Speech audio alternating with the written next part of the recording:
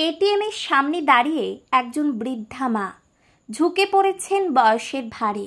হাতে একটা ছোট কাপড়ের ব্যাগ, আরেক হাতে ফোন। ব্যাগের ভিতর কিছু কাগজপত্র উকি দিচ্ছে। আমি ঢুকতে যাচ্ছি এটিএম রুমে, হঠাৎ বৃদ্ধা টেনে ধরলেন হাতটা।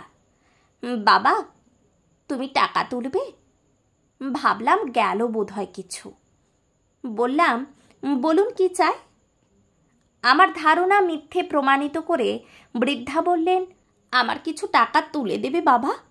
আমি ওই ঘরে ঢুকতে ভয় পাই, আমার খুব প্রয়োজন টাকার। আমি বললাম, চলুন ভেতরে। বৃদ্ধা বললেন, না বাবা, আমি ওই ঠান্ডা ঘরে যেতে পারবো না, আমি বাইরে থাকছি, তুমি তুলে এনে দাও। এই নাও এটিএম কার্ড, টাকা তোলার নম্বরটা হলো 1212। আমি অবাক, এইভাবে এটিএমের পিন কেউ বলে দেয়? বললাম, এই নম্বর কাউকে বলতে নেই। উনি বললেন, তাতে কি হয়েছে বাবা, তুমি কি বেশি টাকা তুলে নেবে? না না, সেটা পারবো না। অগত্যা বললাম, বলুন কত টাকা? বাবা, 9,000 টাকা তুলবে। দুষ্ট বুদ্ধি খেলে গেল মাথায়। আমি 9,000 টাকা পরপর 3 বার তুললাম। 9,000-এর বেশি হলে ফোনে ওটিপি যাবে জানি, সেই জন্যই 9,000 করেই তুললাম, অর্থাৎ 18,000 টাকা পেলাম। ভাবলাম, এতে কি আর এমন পাপ হবে, এমন খারাপ কাজ করিনি কোনো দিন। কিন্তু আজ আর লোভ সামলাতে পারলাম না। বাবার অপারেশনের খরচটা হয়ে যাবে, বাবা আবার ভালো করে হাঁটতে পারবেন। নিলাম টাকাটা। গরিবের সবসময় ন্যায় নীতি দেখলে চলে না। এরপর নিজের 2,000 টাকা তুললাম। বাইরে বেরিয়ে 9,000 টাকা বৃদ্ধার দিকে বাড়িয়ে বললাম, নিন মা, 9,000-ই তুলেছি। একটু হেসে বৃদ্ধা টাকাটা নিলেন। এটিএম কার্ডটাও ফেরত দিলাম। বৃদ্ধা অনেক আশীর্বাদও করলেন। তারপর বললেন, এতগুলো টাকা নিয়ে যাব, আমার বড় ভয় হচ্ছে, একটু আমার সাথে যাবে বাবা? তুমি তো বাস থেকে নামলে দেখলাম, তোমার তো গাড়ি নেই। ওই সামনেই বোসপাড়ার বোধোদয় ক্লাবের ওপর তলায় আমি থাকি। নিচটা ছেড়ে দিয়েছি ক্লাব করার জন্য। অনেক দিন ধরেই বলছিল ছেলেগুলো, অনেক ছেলে থাকে ক্লাবে সব সময়, ওরা তো আমায় দেখে অসময়ে, একা মানুষ, এত বড় বাড়ি, ওখানে পৌঁছে দিলেই হবে। ওই যে টোটোটা যাচ্ছে, ডাকো ওটাকে। উঠে বসলাম টোটোতে। বৃদ্ধা খুঁটিয়ে সব জিজ্ঞেস করতে লাগলেন। বললাম, একটি বেসরকারি কোম্পানিতে কর্মচারী আমি, মাইনে তো আর বেশি পায় না। বিয়ে করেছি, একটি ছেলেও আছে, ওকে স্কুলে ভর্তি করব এবার।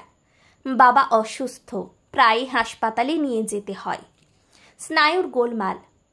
কলকাতা নিয়ে গিয়ে অপারেশন করালে সারবে, এখন হাঁটতে পারে না, অপারেশন হলে হাঁটতে পারবে। কিন্তু 20,000 টাকা খরচ, কোথায় পাবো? চেষ্টা করছি, যদি জোগাড় করতে পারি তাহলে বাবা আবার আগের মতো সুস্থ হয়ে যাবেন, স্বাভাবিকভাবে হাঁটতে পারবেন। এসে গেছি ওনার বাড়ির সামনে। আমি বললাম, আমি তাহলে আসি মা।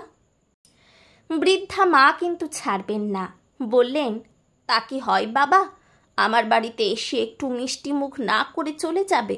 চলো ওপরে। নিচের সিঁড়ির পাশে ক্লাব ঘর, ক্লাব ভর্তি ছেলে, সবাই দেখছে আমাদের। সিঁড়ি দিয়ে উঠে গেলাম। একটি মেয়ে দরজা খুলে দিল। তবে যে বললেন একা থাকি। বৃদ্ধা মা বললেন, ও কমলি, কথা বলতে পারে না, তবে শুনতে পায়। আমার রান্নাবান্না থেকে সব কাজ ওই করে, শুধু টাকা তোলার কাজটা পারে না। বিরাট বড় বাড়ি, সামনের ঘরে আমাকে বসতে দিয়ে ভেতরে ঢুকে গেলেন বৃদ্ধা। ভাবলাম পালিয়ে যাই, কিন্তু তার হলো না।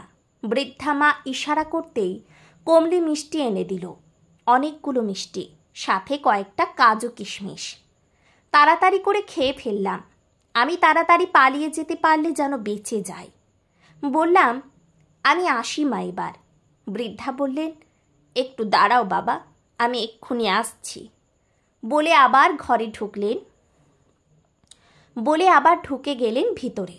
বৃদ্ধা যখন ফিরে এলেন তখন ওনার হাতে 2,000 টাকা। বললেন, বাবা এটা নাও। আমি বললাম, এটা কেন দিচ্ছেন? আমি আপনাকে টাকা তুলতে সাহায্য করেছি মাত্র, তার জন্য আবার টাকা কেন? আমাকে অবাক করে দিয়ে বৃদ্ধা বললেন, ওই যে তোমার বাবার অপারেশন করাতে 20,000 টাকা খরচ বললে, তোমার কাছে তো 18,000 টাকা আছে। এই 2,000 টাকা নিলে তো হয়ে যাবে। তুমি যখন টাকা তুললে 3 বার, তখন আমার ফোনে 3 বার মেসেজ এলো, 9,000 করে 3 বার তোলা হলো। আমি তো রিটায়ার্ড শিক্ষিকা, মূর্খ তো আর নই। আমার স্বামী অধ্যাপক ছিলেন। এটিএমের ঠান্ডা ঘরে টাকা তুলতে গিয়ে আমার চোখের সামনেই স্ট্রোক হয়ে মারা যান। সেই থেকে আমি এটিএমের ওই ঠান্ডা ঘরে ঢুকি না। তারপর থেকে এটিএমেও যাই না। ওখানে ঢুকলে আমার মন খারাপ হয়ে যায়।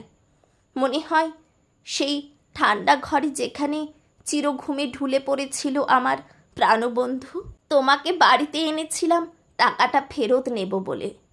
ক্লাবের ছেলেদের বললে ওরাই টাকাটা আদায় করে দিত তোমার কাছ থেকে। কিন্তু তোমার চুরির উদ্দেশ্য শুনে বুঝলাম তুমি তো চোর নও, ভীষণ ভালোবাসো তোমার বাবাকে।